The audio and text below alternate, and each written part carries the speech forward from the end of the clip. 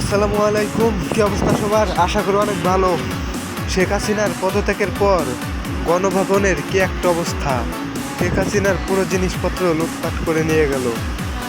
গণভবনের একটা কিছু ছাড়েনি। আপনার হাঁস, মুরগি, ছাগল, মাছ, বড়ি, আমার মনে হয় তার ঘরের মধ্যে একটা কিছু আর ফাঁকা নেই।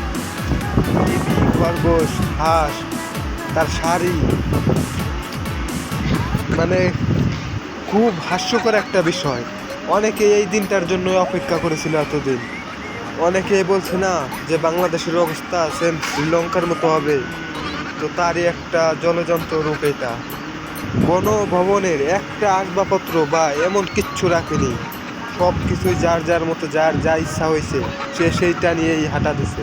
চেয়ার টেবিল থেকে শুরু করে শুরু দেখতে পারেন শেখ হাসিনারও, এমনকি শেখ হাসিনারও এমন কোনো একটা জামা কাপড় কিচ্ছু রাখেনি ওইখানে। একটা নাক, একটা লোহার মনে হয় একটা টুকরাও রাখেনি। খুবই হাস্যকর একটা বিষয়। কত বড় মাছগুলো বালতি, শাড়ি, আপনার খরগোশ, এরপরে আছে এটা কি, এটাও মাছ। বাহ!